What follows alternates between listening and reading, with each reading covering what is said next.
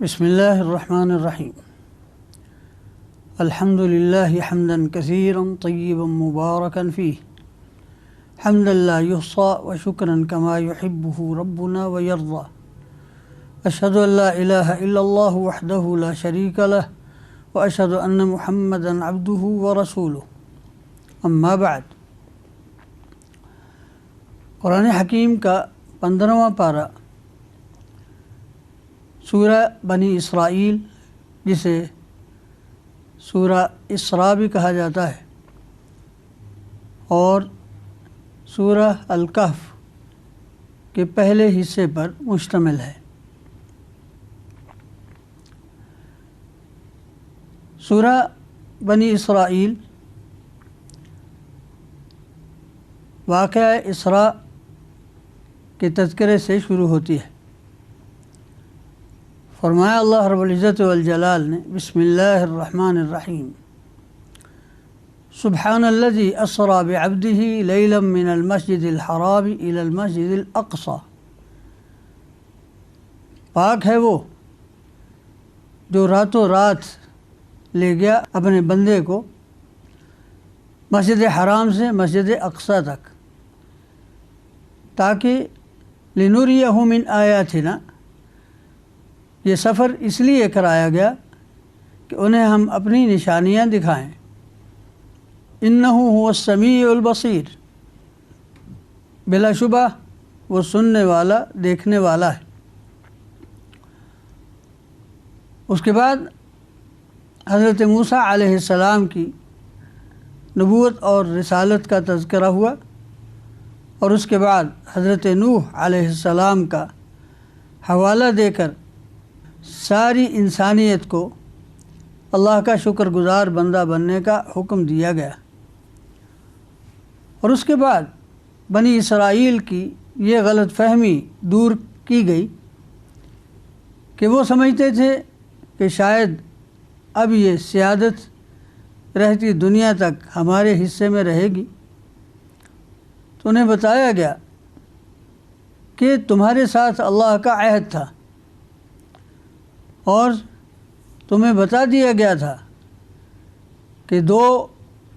ایسے موقع آئیں گے جب تم فساد کرو گے اور دنیا میں تکبر کا مظاہرہ کرو گے، تو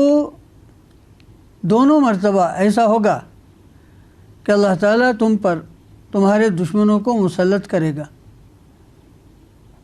اور اس کے بعد بھی ہو سکتا ہے تم پر اللہ رحم فرما دے، لیکن یہ یاد رکھنا وَإِنْ عُدْتُمْ عُدْنَا، اگر تم نے پھر سے وہی روش اختیار کی تو ہم بھی تمہیں اسی طرح سزا دیں گے۔ اس کے بعد قرآن حکیم کا تذکرہ آتا ہے۔ فرمایا إِنَّ هَذَا الْقُرْآنَ يَهْدِي لِلَّتِي هِيَ أَقْوَمُ، کہ یہ قرآن وہ راستہ دکھاتا ہے جو سب سے سیدھا ہے،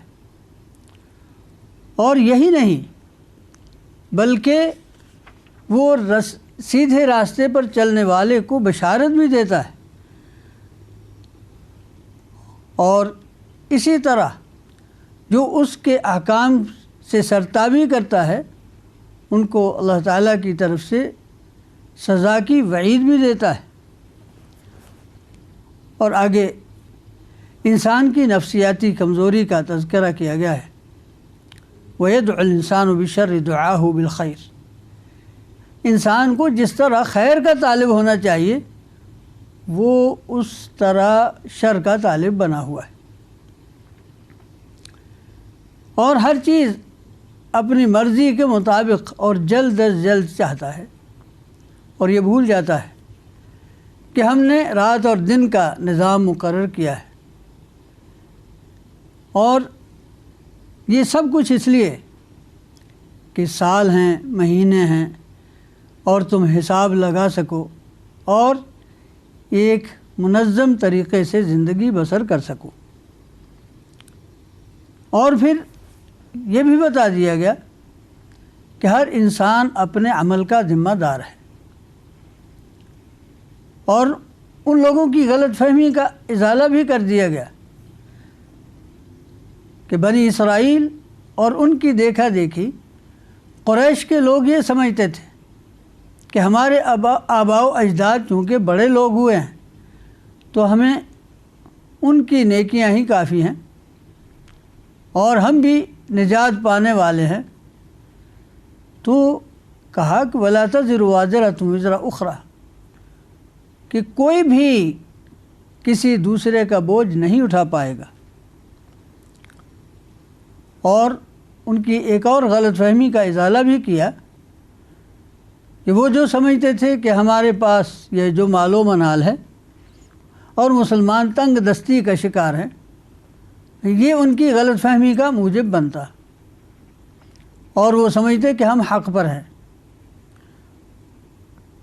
قرآن نے فرمایا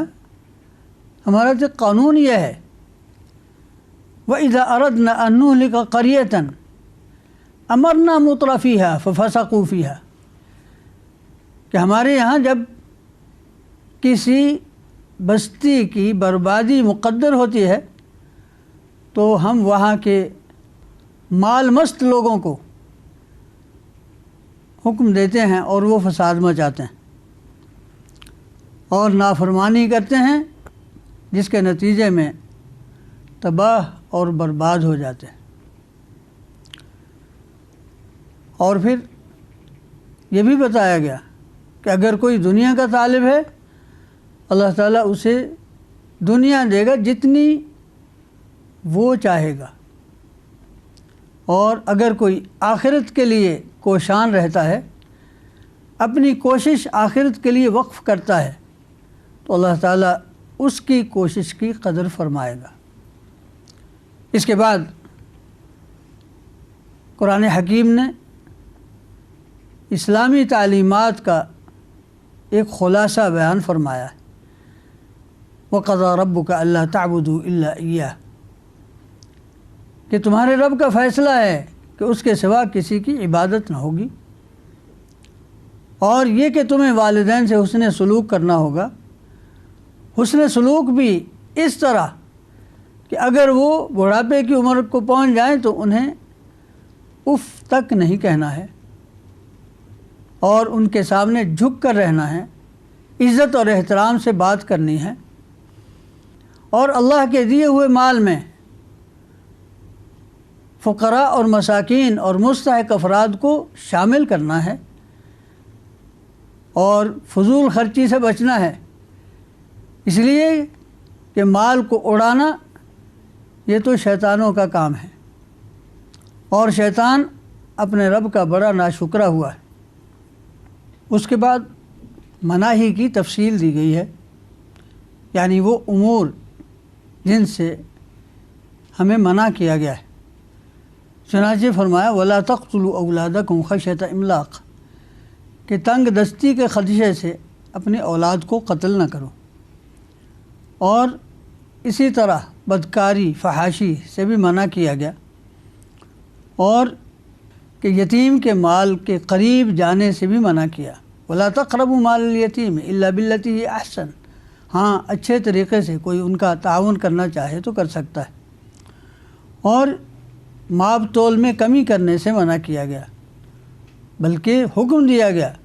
کہ جب ماب تول کرو تو ترازو سیدھی رکھو، اور فرمایا کہ اس کا انجام بہتر ہوگا، اور بغیر علم کے کسی بات کے پیچھے چلنا اس سے بھی منع کیا گیا۔ وَلَا تَقْفُ مَا لَيْسَ لَكَ بِهِ عِلْمٌ، اور زمین میں اکڑ کر چلنے سے بھی منع کیا گیا، اور اس کے لیے نصیحت بھی اس انداز سے کی گئی کہ انسان سے تکبر اور نخوت خود بخود دور ہو جاتا ہے۔ فرمایا إِنَّكَ لَن تَخْرِقَ الْأَرْضَ وَلَن تَبْلُغَ الْجِبَالَ طُولًا، کہ زمین پر تکبر سے چل کر تم زمین پھاڑ نہیں سکتے اور نہ پہاڑ کی بلندی کو پہنچ سکتے ہو۔ یہ ساری کی ساری یہ سارے احکام اور یہ سارے نواہی، یہ وہ حکمت ہے جو اللہ رب العزت والجلال نے حضرت محمد رسول اللہ صلی اللہ علیہ وسلم کی طرف وحی کی، اور یہ احکام اور یہ حکمتیں قرآن میں کئی طریقے سے بیان ہوئیں، اسی لیے فرمایا وَلَقَدْ صَرَّفْنَا فِي هَذَا الْقُرْآنِ لِيَذَّكَّرُوا، ہم نے کئی انداز سے یہ چیزیں بیان کی ہیں تاکہ لوگ نصیحت حاصل کریں۔ اور بہت سے انسانوں کی کچھ غلط فہمیوں کا ازالہ بھی کیا گیا کہ جو لوگ سمجھتے تھے کہ کچھ لوگ ہمارا وسیلہ بنتے ہیں اور ہمیں اللہ کے قریب کرتے ہیں، تو اللہ نے فرمایا کہ اگر یہ لوگ اس طرح ہوتے تو وہ خود اپنا مقام اللہ کے حضور بڑھا لیتے۔ اذا لابتغوا الى ذی العرش سبیلا سبحانہ وتعالی عما یقولون علوا کبیرا، تو اگر ایسا ہوتا تو وہ خود اپنے آپ کو اللہ کے اور زیادہ قریب کر لیتے۔ اور کچھ لوگوں نے موت کے بعد زندگی کے بارے میں طرح طرح کی باتیں بنانا شروع کی اور یہ کہنا شروع کیا کہ اگر ہم مر کر مٹی ہو جائیں گے تو کیا دوبارہ ہم زندہ ہوں گے؟ تو اس غلط فہمی کا بھی ازالہ کیا گیا۔ فرمایا قُلْ كُونُوا حِجَارَةً أَوْ حَدِيدًا، فرمایا کہ تم پتھر بن جاؤ یا لوہا بن جاؤ، ہم جس حال میں بھی ہو، یا وہ چیز بن جاؤ جو تمہارے ذہنوں میں اس سے بھی بڑی ہے، ہم تمہیں پھر بھی لوٹا سکیں گے۔ کہتے ہیں کون ہمیں دوبارہ پیدا کرے گا؟ فرمایا ان سے کہہ دو کہ جس نے پہلی مرتبہ تمہیں پیدا کیا تھا۔ پھر ایک بات رہ جاتی ہے کہ یہ کب ہوگا؟ تو فرمایا کہ ہو سکتا ہے قریب ہی ہو۔ اور پھر کچھ لوگ جنوں اور شیطانوں کو وسیلہ بنا کر انہیں پکارا کرتے تھے، اور ہوا یہ کہ ان میں سے کچھ لوگ اسلام لا چکے تھے، تو قرآن حکیم نے انہیں یہ بات بتائی کہ جنہیں تم پکار رہے ہو وہ تو خود مسلمان ہو کر اولئک الذین یدعون یبتغون الی ربہم الوسیلہ، وہ تو مسلمان ہو کر اللہ کے حضور تقرب حاصل کرنے کی کوشش میں لگے ہوئے ہیں، اور تم ہو کہ ابھی تک ان کی عبادت پر لگے ہوئے ہو، جمے ہوئے ہو۔ اور پھر اس گمراہی کا سبب کیا ہے؟ انہیں بتایا گیا کہ یہ گمراہی تمہیں شیطان سے ورثے میں ملی ہے۔ چنانچہ اس کے بعد قصہ آدم و ابلیس بیان ہوتا ہے۔ فرمایا وَإِذْ قُلْنَا لِلْمَلَائِكَةِ اسْجُدُوا لِآدَمَ فَسَجَدُوا إِلَّا إِبْلِيسَ، کہ جب ہم نے فرشتوں سے کہا کہ آدم کو سجدہ کرو تو سب نے سجدہ کیا ابلیس کے سوا، اور وہ کہنے لگا أَأَسْجُدُ لِمَنْ خَلَقْتَ طِينًا، کہ میں اسے سجدہ کروں جسے تو نے مٹی سے بنایا ہے۔ تو پھر بعد میں اس نے یہ بھی کہا کہ جسے تو نے مجھ پر فوقیت دی ہے اور مجھے کہا کہ میں اس کو سجدہ کروں، میں اسے اور اس کی اولاد کو فتنے میں مبتلا کروں گا اور ان میں سے اکثریت کو گمراہ کر کے رکھ دوں گا۔ تو اللہ رب العزت والجلال نے فرمایا کہ تو جو کر سکتا ہے کر لے، اپنے سوار پیادہ ان پر دوڑا کر دیکھ لے، اور ہمارا بھی اعلان ہے ان عبادی لیس لک علیہم سلطان، کہ میرے بندوں پر تمہارا کوئی بس نہیں چلے گا، وکفی بربک وکیلا، اور تمہارا رب کافی ہے کارساز۔ اس کے بعد بندوں کو متنبہ کیا گیا کہ اللہ کے تم پر کتنے احسانات ہیں، کہ خشکی پر تمہاری سواریاں چلتی ہیں، سمندر میں تمہاری کشتیاں چلتی ہیں، اور یہ سب کا سب اللہ کا فضل ہی تو ہے۔ اور تمہارا رویہ عجیب ہے کہ اگر سمندر میں کبھی تمہیں طوفان آ لے تو پھر تو خالص اللہ کو پکارنے لگتے ہو، اور جو ہی وہ تمہیں نجات دے کر طوفان سے بچا کر ساحل تک پہنچا دے تم پھر سے منہ موڑ کر چل دیتے ہو۔ تو کیا تم اس بات سے بے خوف ہو کہ اللہ تمہیں پھر بھی سمندر میں لا سکتا ہے، اور اگر زمین پر بھی ہو تو زمین کو بھی تو دھنسا سکتا ہے، اگر زمین پر ہو تو وہ تم پر آسمان سے پتھر بھی تو برسا سکتا ہے۔ انسان کو ایسا نہیں کرنا چاہیے۔ ہم نے اسے تکریم دی ہے، وَلَقَدْ كَرَّمْنَا بَنِي آدَمَ وَحَمَلْنَاهُمْ فِي الْبَرِّ وَالْبَحْرِ وَرَزَقْنَاهُمْ مِنَ الطَّيِّبَاتِ وَفَضَّلْنَاهُمْ عَلَى كَثِيرٍ مِّمَّنْ خَلَقْنَا تَفْضِيلًا۔ ہم نے آدم کی اولاد کو بڑی تکریم دی ہے اور انہیں پھل اور میووں سے رزق دیا ہے، اور انہیں سمندر اور خشکی میں سواریاں عطا کی ہیں، اور انہیں اپنی بہت سی مخلوق پر فضیلت دی ہے۔ اور یہ بھول جاتے ہیں کہ ایک دن آئے گا کہ جس دن ہر انسان اللہ کے حضور پیش ہوگا اور اس کا نامہ اعمال اس کے ہاتھ میں ہوگا۔ یوم ندعو کل اناس بامامہم، ہر شخص اپنا نامہ اعمال لے کر پیش ہوگا، اور اس وقت فمن اوتی کتابہ بیمینہ فاولئک یقرؤون کتابہم ولا یظلمون فتیلا، جسے دائیں ہاتھ میں نامہ اعمال ملا وہی اطمینان سے اپنا نامہ اعمال پڑھیں گے اور ان پر کوئی ظلم نہیں ہوگا۔ ومن کان فی ہذہ اعمی فہو فی الآخرۃ اعمی، لیکن جو دنیا میں آنکھیں بند کر کے چلتا ہے وہ آخرت میں نابینا بنا کر اٹھایا جائے گا۔ اور اس کے بعد بیان ہوتا ہے کہ یہ لوگ خواہش کرتے ہیں کہ آپ یعنی حضرت محمد صلی اللہ علیہ وسلم ان کی مرضی کے مطابق ان احکام میں تبدیلی کر لیں، تو فرمایا ایسا نہیں ہونے کا۔ وَإِن كَادُوا لَيَسْتَفِزُّونَكَ مِنَ الْأَرْضِ وَإِن كَادُوا لَيَفْتِنُونَكَ عَنِ الَّذِي أَوْحَيْنَا إِلَيْكَ لِتَفْتَرِيَ عَلَيْنَا غَيْرَهُ وَإِذًا لَاتَّخَذُوكَ خَلِيلًا۔ یہ قریب تھا کہ وہ آپ کو فتنے میں مبتلا کر دیں کہ آپ کچھ اور ہی افترا کر لیں، اور اگر آپ ایسا کریں پھر آپ کو بڑا دوست بنا لیں گے۔ فرمایا اگر ہم نے آپ کو ثابت قدم نہ رکھا ہوتا تو قریب تھا کہ آپ ان کی طرف کچھ مائل ہو جاتے، اگر ایسا ہوتا تو پھر ہم آپ کو دنیا اور آخرت میں سزا دیتے، والعیاذ باللہ۔ اور پھر فرمایا کہ یہ چاہتے ہیں کہ آپ کو آپ کے وطن سے باہر کر دیں۔ فرمایا اگر یہ آپ کو اپنے وطن سے نکالیں گے تو خود بھی بہت زیادہ نہیں رہ پائیں گے۔ سنت من قد ارسلنا قبلک من رسولنا، پہلے رسولوں کے متعلق بھی ہمارا یہی قانون رہا، ولا تجد لسنتنا تحویلا، اور تم دیکھو گے کہ ہمارا قانون بدلتا نہیں ہے۔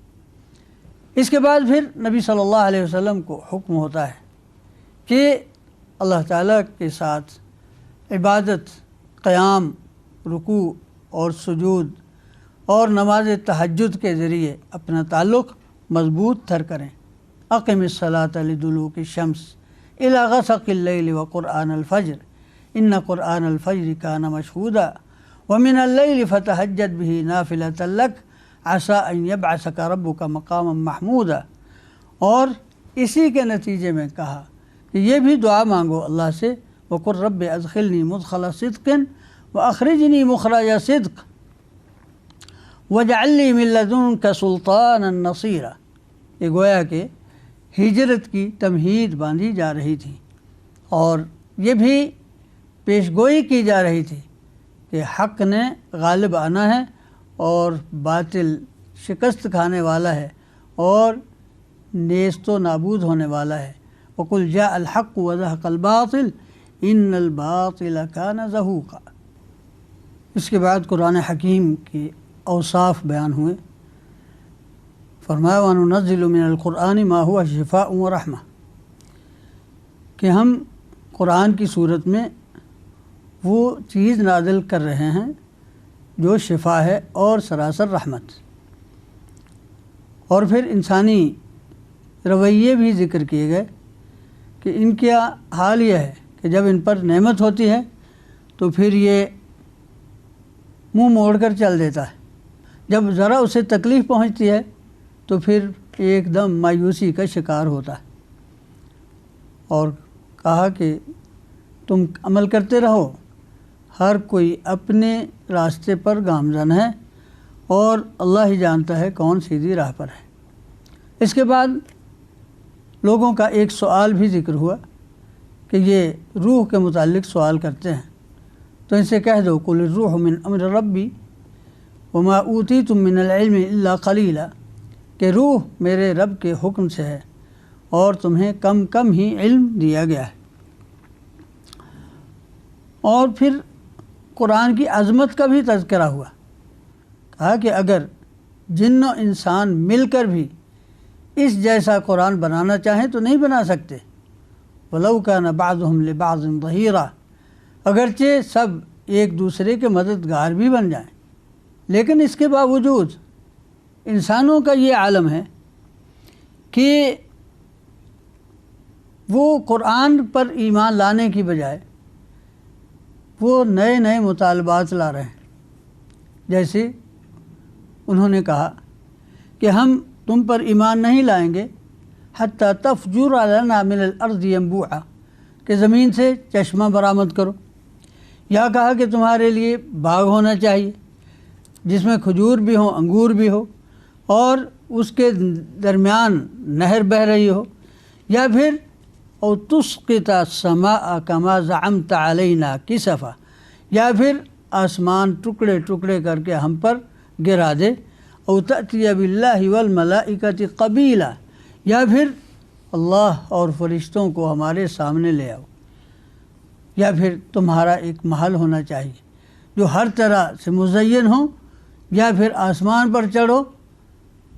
اور ہم تمہارے آسمان پر چڑھنے پر بھی ایمان نہیں لائیں گے، یہاں تک کہ وہاں سے کتاب اتارو جو ہم پڑھ لیں۔ فرمایا اے محمد صلی اللہ علیہ وسلم ان سے کہہ دو کہ میں تو صرف بشر اور رسول ہوں، هل كنت الا بشر رسولا۔ پھر اس کے آگے بیان فرمایا کہ ایمان کے راستے میں لوگوں میں یہ ہمیشہ رکاوٹ بنی رہی کہ لوگوں نے یہ کہا کہ اللہ تعالیٰ نے ایک بشر کو رسول بنا کر بھیجا ہے، اور پھر اس کا جواب بھی دیا کہ اگر زمین میں فرشتے رہ رہے ہوتے اور وہ آرام سے جس طرح انسان زمین میں بستے ہیں یہاں فرشتے بستے ہوتے تو پھر فرشتہ رسول بھیجا جاتا، تو اب جب کہ انسان رہتے ہیں تو ان کی طرف انسان ہی رسول بن کر آنا چاہیے تھا، اور اللہ کی گواہی اس پر کافی ہے۔ قُلْ كَفَىٰ بِاللَّهِ شَهِيدًا بَيْنِي وَبَيْنَكُمْ إِنَّهُ كَانَ بِعِبَادِهِ خَبِيرًا بَصِيرًا۔ اور پھر نصف اول کی آخری آیت یہ ہے مَن يَهْدِ اللَّهُ فَهُوَ الْمُهْتَدِ، جسے اللہ ہدایت دیتا ہے وہی ہدایت پاتا ہے، اور جسے وہ گمراہ کر دے تو پھر اسے کوئی بھی ہدایت دینے والا نہیں۔ اور قیامت کے دن ہم انہیں اس طرح اٹھائیں گے علی وجوہہم، ان کے چہروں کے بل، عمیاً و بکماً و صما، اندھے، گونگے اور بہرے، مأواہم جہنم، ان کا ٹھکانہ جہنم ہوگا، کلما خبت زدناہم سعیرا، جب جب وہ آگ ذرا ماند پڑے گی ہم اس کے علاوہ میں پھر اضافہ کر دیں گے۔ یہاں پر نصف اول 15ویں پارے کا مکمل ہوتا ہے۔ وباللہ تعالی بسم اللہ الرحمن الرحیم۔ 15ویں پارے کا نصف ثانی شروع ہوتا ہے۔ ارشاد باری تعالی ہے ذالک جزاؤہم بأنہم کفروا بآیاتنا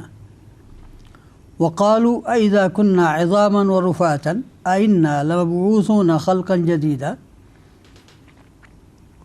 کہ یہ جو انہیں سزا دی گئی جس کا تذکرہ نصف اول کی آخری آیت میں کیا گیا تھا کہ انہیں ان کے چہروں کے بل اوندھا کر کے، اندھا، بہرا اور گونگا کر کے اٹھایا جائے گا اور آگ میں ڈال دیا جائے گا، اور آگ بھی ایسی کہ جب ذرا ماند پڑے گی اس کا الاؤ اور تیز کر دیا جائے گا۔ یہ سزا ہے اس بات کی کہ وہ اللہ رب العزت والجلال کی قدرت میں شک کرتے ہیں اور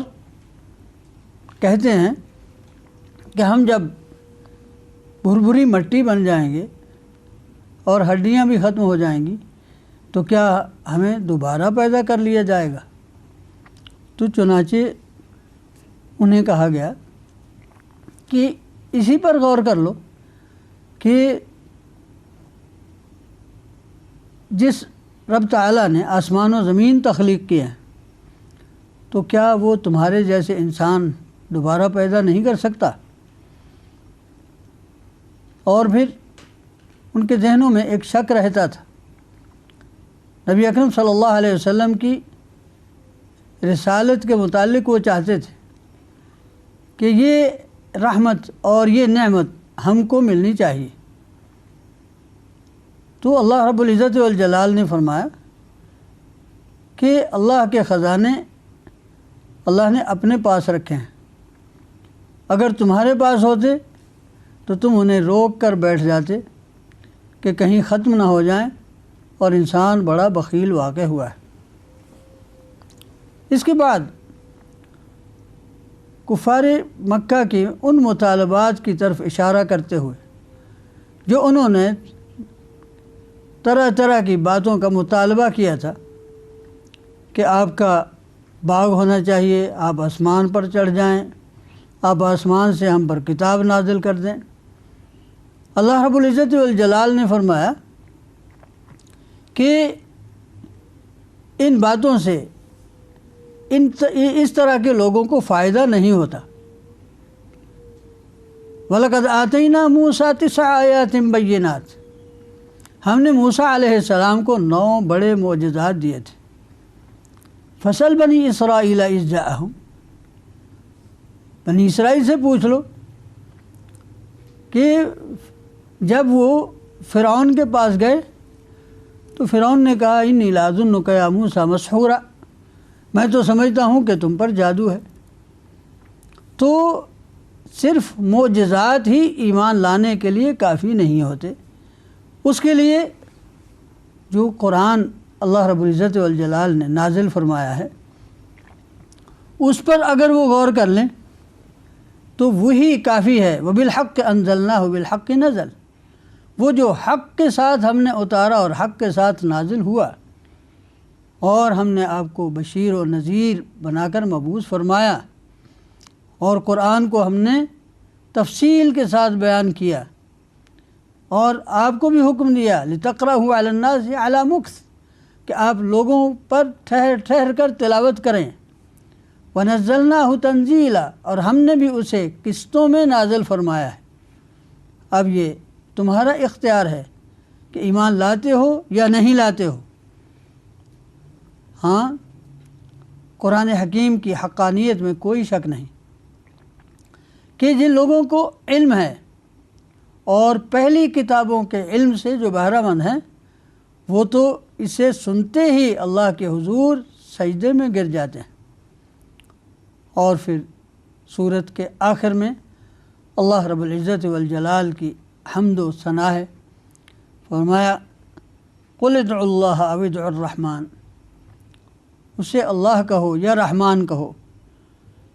أَيَّمَّا تَدْعُوا فَلَهُ الْأَسْمَاءُ الْحُسْنَىٰ، جس نام سے بھی پکارو گے اس کے اچھے اچھے نام ہیں۔ اور یہ بھی کہا وَقُلِ الْحَمْدُ لِلَّهِ الَّذِي لَمْ يَتَّخِذْ وَلَدًا، اور کہہ دو سب تعریف اس اللہ کی ہے کہ جس نے اپنی اولاد نہیں بنائی۔ وَلَمْ يَكُنْ لَهُ شَرِيكٌ فِي الْمُلْكِ، اور نہ اس کی بادشاہی میں اس کا کوئی شریک ہے۔ وَلَمْ يَكُنْ لَهُ وَلِيٌّ مِّنَ الذُّلِّ، اور نہ ہی اسے کسی مددگار کی ضرورت ہے۔ وَكَبِّرْهُ تَكْبِيرًا، اور اس کی ہمیشہ تکبیر کہتے رہو۔ یہاں پر سورہ الاسراء یا سورہ بنی اسرائیل مکمل ہوتی ہے، اور اس کے آگے ہے سورہ الکہف۔ سورہ الکہف آغاز ہوتا ہے بسم اللہ الرحمن الرحیم، الحمد للہ الذی انزل علی عبدہ الکتاب ولم یجعل لہ عوجا۔ سورہ بنی اسرائیل کا اختتام ہوا تھا اللہ تعالیٰ کی حمد پر، اور سورہ الکہف کلمہ الحمد سے شروع ہو رہی ہے، اور اس میں بتایا گیا کہ اللہ نے قرآن بہت ہی آسان کر کے نازل کیا ہے، اور اس میں کوئی ٹیڑھا پن نہیں ہے، یعنی اگر اس کے ہوتے کوئی سمجھتا نہیں تو اس کی سمجھ کا قصور ہے، یہ سنانے والے یعنی حضرت محمد صلی اللہ علیہ وسلم کی تقصیر نہیں ہے۔ اور اسی طرح نبی صلی اللہ علیہ وسلم کو بھی فرمایا گیا کہ اگر یہ لوگ قرآن سننے کے باوجود ایمان نہیں لاتے تو آپ ان کے متعلق بہت زیادہ غم نہ کریں، اور یہ بھی بتایا گیا کہ در حقیقت یہ لوگ دنیا کی اصل حقیقت سے ناواقف ہیں۔ ہم نے تو دنیا بنائی ہی اس لیے کہ اِنَّا جَعَلْنَا مَا عَلَى الْأَرْضِ زِينَةً لَهَا، کہ زمین پر جو کچھ ہے یہ اس کی زینت ہے، اور ان لوگوں کو آزمائش کے لیے بھیجا گیا ہے کہ ان میں سے اچھا عمل کون کر کے لاتا ہے، اور زمین پر جو کچھ ہے اِنَّا لَجَاعِلُونَ مَا عَلَيْهَا صَعِيدًا جُرُزًا، ایک دن یہ سب کچھ چٹگل میدان بننے والا ہے۔ اور پھر اس کے بعد جس طرح اس وقت کفار مکہ مسلمانوں پر عرصہ حیات تنگ کیے ہوئے تھے، تو ان حالات کی ایک مثال بیان فرماتے ہوئے اصحاب کہف کا قصہ بیان کیا کہ تم سے پہلے بھی کچھ لوگ تھے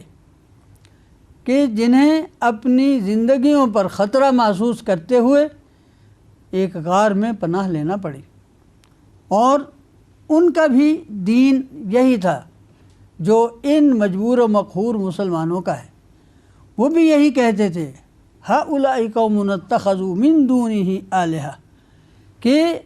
یہ ہماری قوم اللہ کو چھوڑ کر متعدد معبود بنائے ہوئے ہیں، تو یہ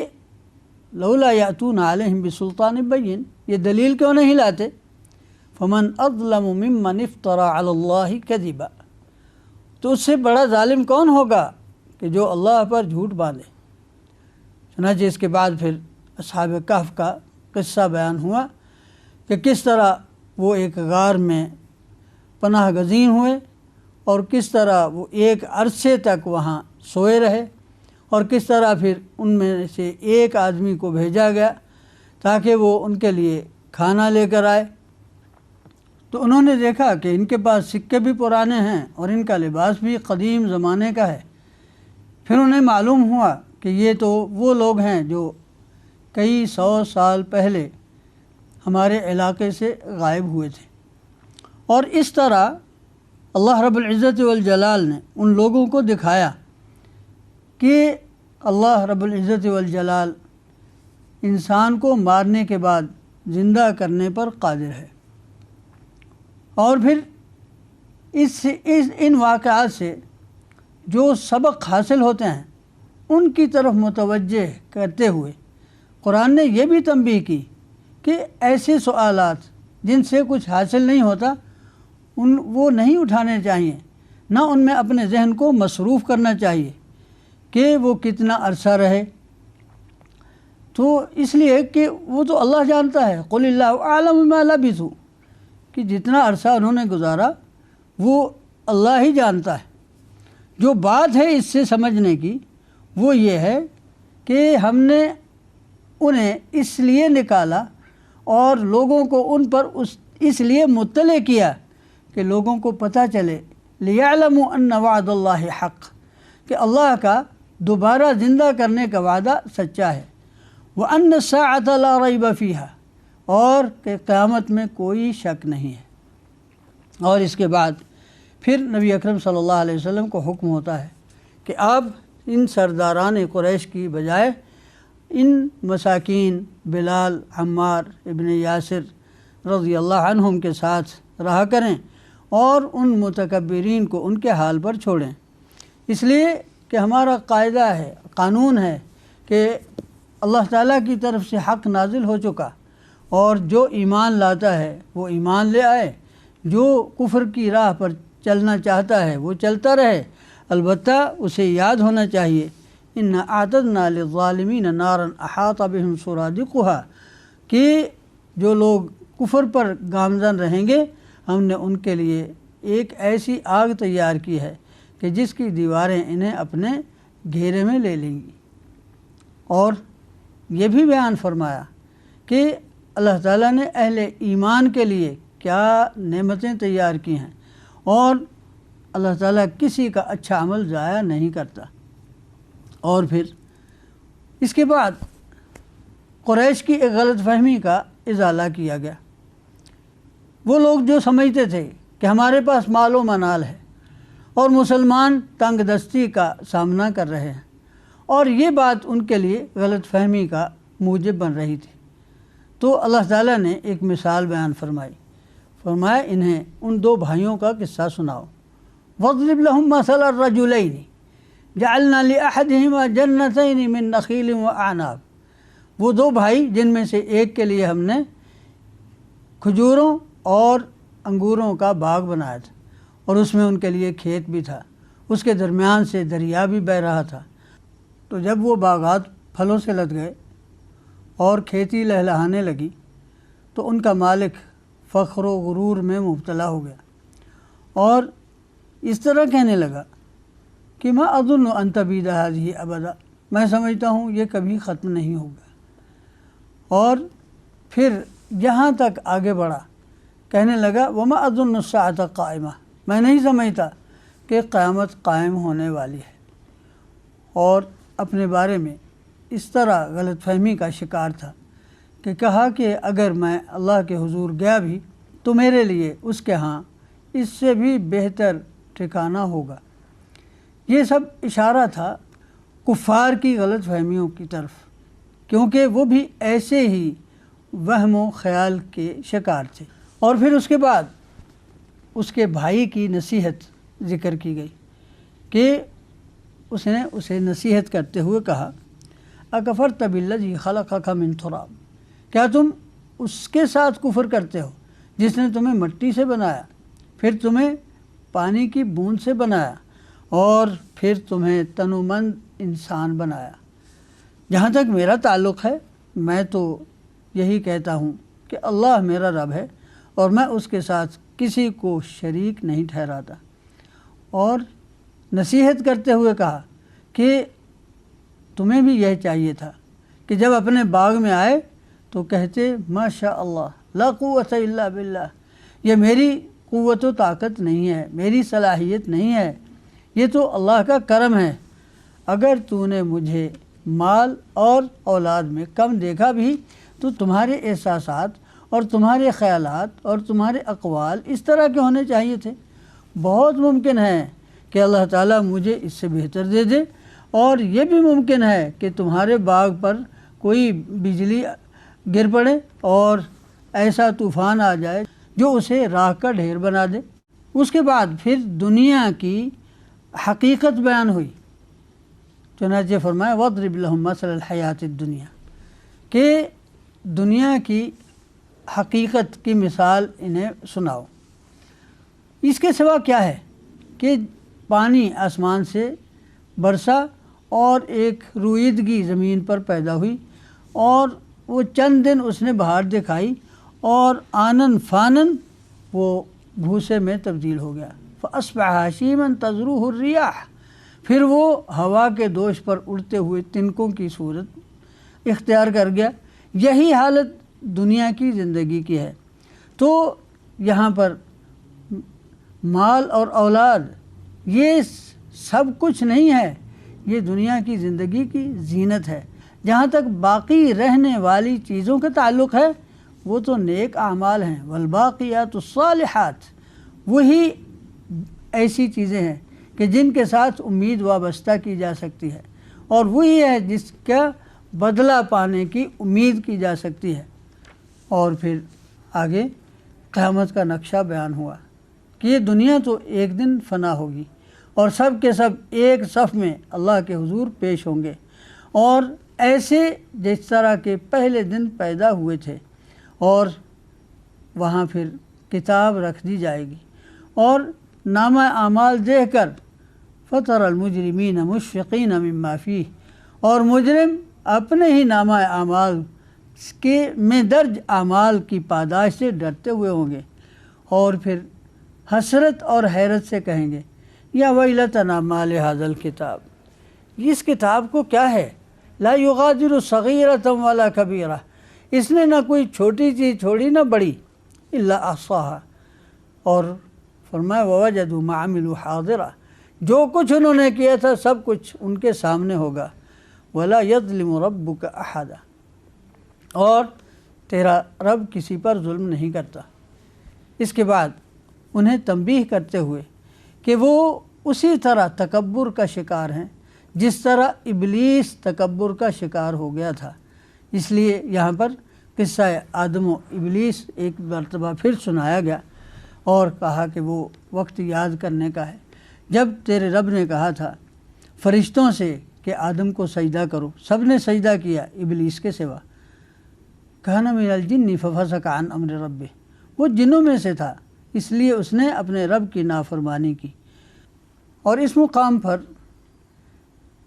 تنبیہ کرتے ہوئے انہیں بتایا گیا کہ تم اسی طرح تکبر کا شکار ہو جس طرح ابلیس تکبر کا شکار ہوا،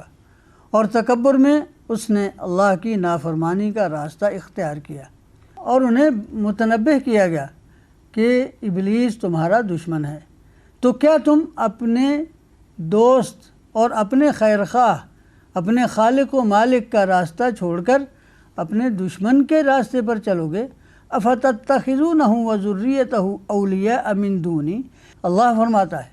کہ مجھے چھوڑ کر تم ابلیس اور اس کی ذریت کو دوست بناؤ گے، وہم لکم عدو، جبکہ وہ تمہارے دشمن ہیں، بئس للظالمین بدلا، ظالم اچھی چیز کے بدلے میں کس قدر بری چیز کا انتخاب کرتے ہیں۔ اور پھر اس کے بعد قرآن کا ذکر آتا ہے کہ قرآن حکیم میں اللہ رب العزت والجلال نے ہر طرح سے مثالیں بیان فرمائیں، وَلَقَدْ صَرَّفْنَا فِي هَذَا الْقُرْآنِ لِلنَّاسِ مِنْ كُلِّ مَثَلٍ وَكَانَ الْإِنسَانُ أَكْثَرَ شَيْءٍ جَدَلًا، اور انسان سب سے زیادہ جھگڑالو واقع ہوا ہے، اور انہیں متنبہ کیا کہ کیا تم بھی اپنے سے پہلی اقوام کی طرح ایمان سے گریز کرتے ہوئے اسی طرح کے انجام سے دوچار ہونا چاہتے ہو جس طرح وہ عذاب الہی کا شکار ہوئے، جبکہ ہم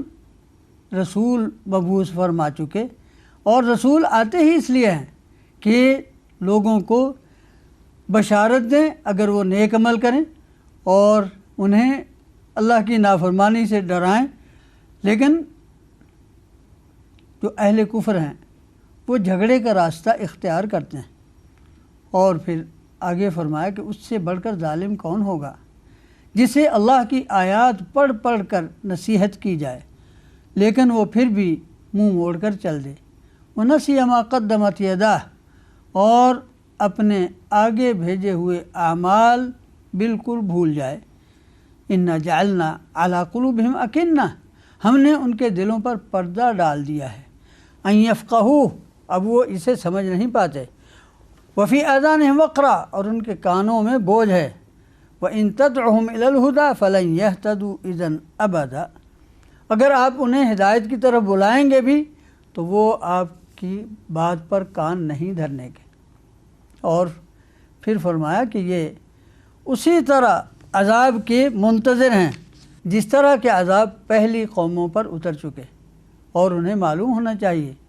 کہ وہ کتنی بستیاں ہیں جنہیں ہم برباد اور ہلاک کر چکے، ان کے لیے ایک وقت مقرر تھا تو ان کے لیے بھی ایک وقت مقرر ہے۔ اس کے بعد اللہ رب العزت والجلال نے حضرت موسیٰ علیہ السلام کے ایک سفر کا تذکرہ کیا ہے کہ وہ اپنے خادم کو لے کر مسلسل چلتے رہے، ایک جگہ رکے تو ان کے تھیلے سے جو مچھلی تھی وہ اتر کر سمندر میں راستہ بنا کر چل دی۔ وہ دوبارہ جب سفر شروع ہوا تو حضرت موسیٰ علیہ السلام نے کہا آتنا غداءنا لقد لقینا من سفرنا ھذا نصبا، کہ وہ کھانا لاؤ کہ یہ جو سفر ہے اس سے ہمیں بہت تھکاوٹ ہوئی ہے۔ کہا جاتا ہے کہ اس سے پہلے حضرت موسیٰ علیہ السلام کو تھکاوٹ نہیں ہوئی تھی، تو جب منزل مقصود پیچھے رہ گئی تو اس سفر سے انہیں تھکاوٹ ہوئی۔ تو ان کے خادم نے بتایا کہ وہ جہاں ہم پہلے ٹھہرے تھے وہاں جو مچھلی تھی وہ سمندر میں راہ بنا کر چل دی تھی۔ تو حضرت موسیٰ علیہ السلام نے کہا کہ ہماری منزل مقصود تو وہی تھی۔ چنانچہ الٹے پاؤں وہاں تک پہنچے۔ وہاں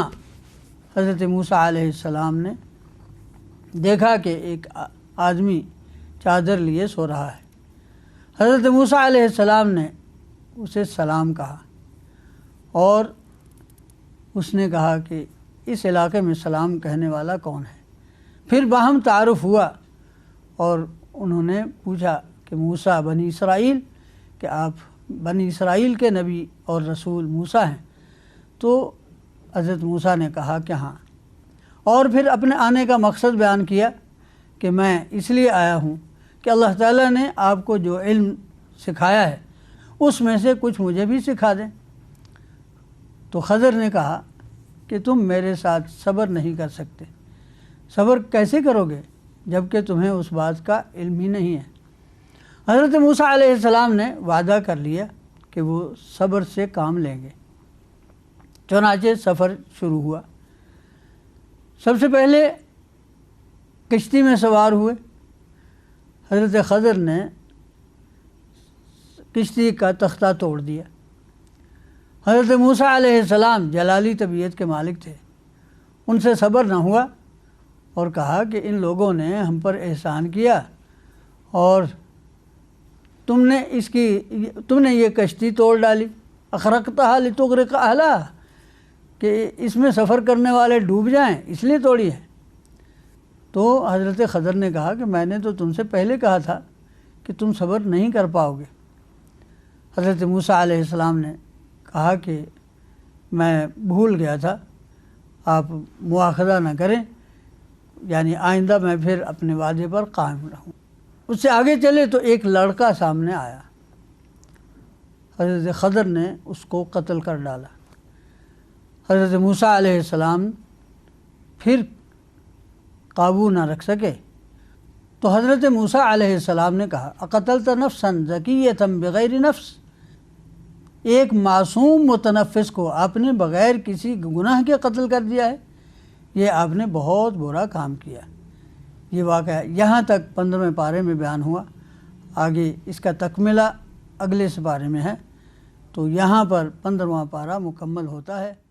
وباللہ تعالی توفیق۔